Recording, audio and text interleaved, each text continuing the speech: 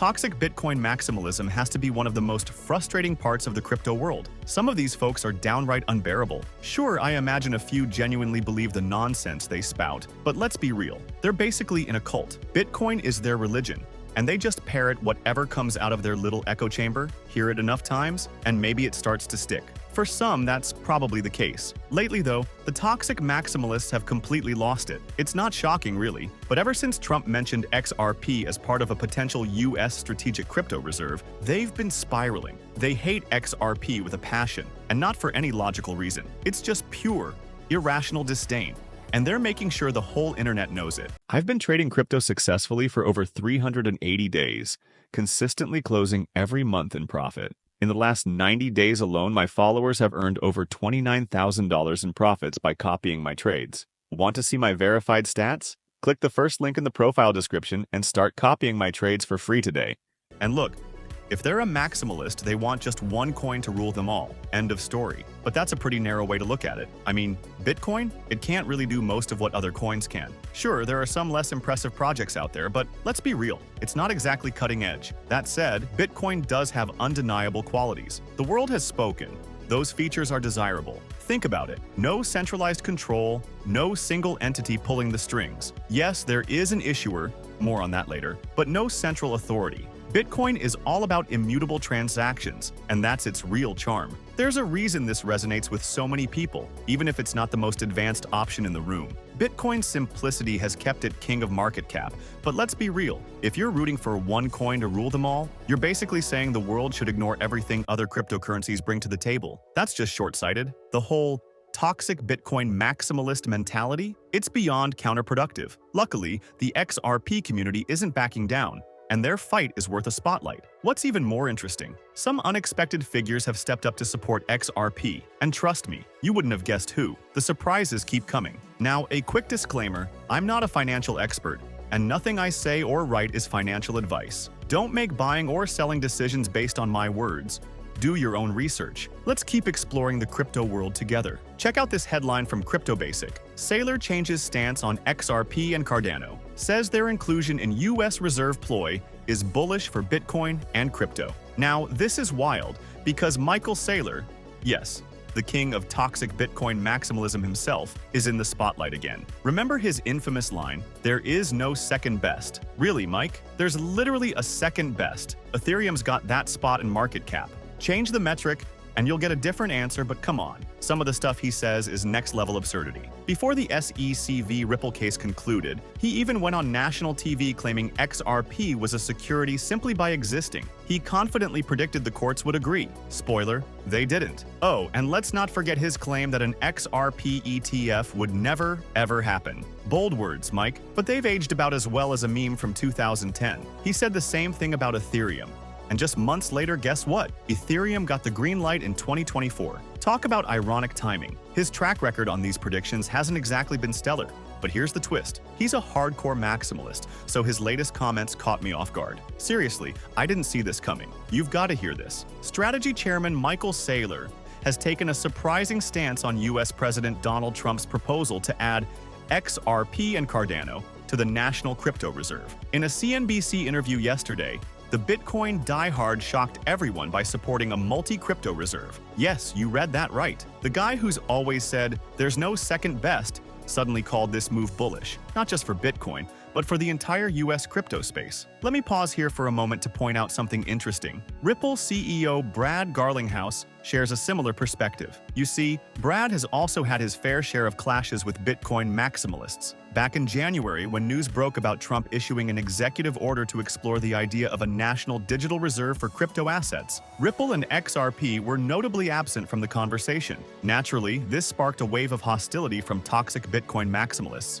who see XRP as a genuine threat to Bitcoin's dominance. But here's the twist. Brad Garlinghouse didn't back down. He addressed this head-on, emphasizing that Ripple's push for a diversified crypto reserve isn't just good for XRP holders, it's actually a win for Bitcoin too. That's what makes this whole situation so fascinating. This is big news, not just for Bitcoin but for XRP too. Surprisingly, Michael Saylor seems to agree with Ripple CEO Brad Garlinghouse on this. Who would have thought? It's always fascinating to see unexpected alliances in the crypto world, right? But wait, there's more. Enter the Winklevoss twins. Tyler Winklevoss, co-founder of Gemini, shared a bold post with his 1 million followers. The topic? Donald Trump's mention of XRP, Solana, and Cardano as part of a proposed crypto strategic reserve. And guess what? Tyler wasn't exactly thrilled. His take? I have nothing against XRP, Solana, or Cardano, but they're not fit for a strategic reserve, he said. According to Tyler, only one digital asset truly meets the standard: Bitcoin. While Gemini trades many of these coins under strict listing policies, Tyler argues a strategic reserve demands a whole different level of trust. An asset should be hard money, a proven store of value, like gold. But he doesn't even explain that. So, what exactly is this so-called standard? It's clearly just his personal favorite: heavy Bitcoin bags. Much? The answer's a resounding yes. Every time I see nonsense like this, I can't help but roll my eyes. So I reached out and said, wait, your standard is that the most technologically outdated cryptocurrency ever created should become a US reserve asset, but not anything objectively better? Sure, makes total sense. Ridiculous. Oh, and before I forget, there's something I need to call out. In this CNBC interview, Saylor repeatedly claimed that Bitcoin has no issuer. Seriously, he said that on national television. Has he ever heard of Satoshi Nakamoto? The audacity. Yes, Bitcoin has an issuer, Satoshi Nakamoto. Are we just going to pretend there's zero risk in him holding over 1 million Bitcoin? Because, yeah, he totally does. That's not even a blip on the market's radar. Let's just skip over that and pretend it's not a thing. Honestly, it's not just not a risk, it's like it doesn't even exist. Satoshi Nakamoto? A ghost, no issuer. Who are these people anyway?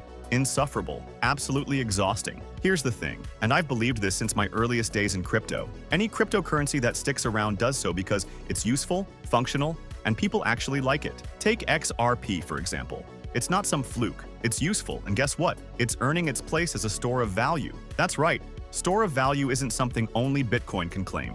Don't believe me? Ask around. I've run polls on X. Tons of people hold XRP as a store of value. Sure, it's not the only reason they buy it, and maybe not even the main reason for everyone, but it's a big one for plenty of holders, myself included. So stop with the Bitcoin is the only store of value argument because reasons? It's just not reality. That's not how it works, my friend. Logic doesn't bend to fit silly arguments, no matter how hard you try. Let me break it down for you. Enter Joe Carlosser, a well-known attorney in the crypto world, and of course, another textbook toxic Bitcoin maximalist. His take? If given the choice between a multi-asset crypto reserve and no reserve at all, he'd pick no reserve. Yep, you heard that right. If it's not Bitcoin only, he'd rather scrap the whole idea. That mindset sums up how these folks operate. The blockchain backer chimed in by reposting Carlosser's comment, adding, "The root of maximalism. It's not enough for me to succeed. Everyone else must fail." Nailed it. Spot on. And guess what? There's more. Meet Joe Burnett, another toxic Bitcoin maximalist and director of market research at Unchained. Seems like being a Bitcoin maximalist might just be a job requirement over there. Burnett weighed in, saying, "It's telling that executives at the largest US crypto exchanges understand the US strategic reserve should only hold Bitcoin. Nice work, Tyler Winklevoss and Brian Armstrong." The plot thickens. Toxic maximalism in full swing. He's the CEO of Coinbase, sure, but wow, what a misstep. Publicly saying something like this when you run an exchange. Yikes. Why is it such a bad idea? Attorney Morgan nailed it. Here's his take. It's basically a flashing sign telling altcoin holders, hey, don't use our exchange. Think about it. Why would anyone store their altcoins on an exchange run by someone openly rooting for Bitcoin to get special treatment from governments at the expense of every other coin they hold? It's absurd. No thanks. Morgan's point is razor sharp. He's spot on. It's not just bad PR, it's a baffling business decision. And let's be real, wanting preferential treatment for Bitcoin, arguably one of the most outdated cryptocurrencies from a tech perspective, while throwing everything else under the bus? That's next-level nonsense. Take a look at this mess. This one's from Peter Brandt, one of crypto's most well-known chart analysts with 778,000 followers. But let's be real, the guy has a severe case of XRP derangement syndrome. He absolutely despises XRP, and his takes are often so wildly irrational that it's hard to take them seriously. But hey, what else do you expect? Here's what he had to say. "I could not be more serious about this. Trump suggesting Ethereum and XRP as part of a reserve has greatly destroyed his credibility with me. This shows a man with little to no discernment." Well, There you have it. Don't like a coin? Someone supports that coin? Boom. Your opinion of them plummets entirely. Apparently, that's how it works. This is coming from an adult, at least by age, if not by behavior. The logic here is so silly it practically begs to be mocked. But wait, there's more. Peter Schiff, the crypto skeptic king, is back too. Let's be honest, this guy is never going to admit he was wrong about crypto. No matter what, he's been adamant for years. Crypto is going to zero. The entire asset class. I've asked him countless times to explain his stance. No response. Probably never will be. But here's what I'd ask if he ever did. At what point do you admit you're wrong? If 20 more years go by and crypto continues to grow, at what point do you say, okay, maybe I misjudged this? Spoiler, he won't. He's dug in too deep. And don't even get him started on coins beyond Bitcoin. Oh, Peter Schiff. Anyway, he shared a post with his 1.1 million followers that caught my attention. He said, I get the rationale for a Bitcoin reserve. I don't agree with it, but I understand it. We've got a gold reserve and Bitcoin is like digital gold, better than analog gold. So fine, let's create a Bitcoin reserve. But XRP? Why on earth would we need that? Here's the thing. Schiff doesn't see the utility in any of this, but the obvious answer is simple. Some coins actually do things. Businesses use them. People use them. They solve real problems. As long as they're valuable to humans, they're not going anywhere. So why wouldn't the US diversify its holdings, invest in the crypto space, and gain broader exposure? It just makes sense. Here's the idea. Just like individuals invest in ETFs that track the S&P 500 to gain broad stock market exposure, imagine doing something similar, but with crypto. Now, instead of an individual, think of the government stepping in. It's not rocket science, right? Once you get that, it's easy to see why XRP could be incredibly useful. Now, here's the twist that caught me off guard. Charles Hoskinson, the founder of Cardano. Yep, the same guy who hasn't exactly been XRP's biggest fan in the past. He's had some spicy takes about XRP and its community before. Remember his comments about conspiracy theories, the SEC, and all the ETH drama? But check this out. He recently switched gears in a way no one saw coming. Hoskinson wrote that XRP is great technology, a global standard, has survived a decade of harsh cycles, and boasts one of the strongest communities. I've got to say, I think the president nailed it with that decision. That one deserves a solid golf clap. Well done. But let's be honest, it was a bit of a shocker, wasn't it? Given his history with the XRP community, who would have thought he'd come out and say, yeah, XRP is solid technology. Credit where it's due for speaking the truth on that one. Even David Schwartz, one of the masterminds behind XRP and the XRP ledger, seemed stunned. He reposted it with just 3 words. Am I dreaming? Can you blame him? It's wild. Totally unexpected. And then there's Saylor. Now let's not get carried away. It's not like he's gone full-on number team XRP, but still, this is by far the most pro-XRP thing we've ever heard from him.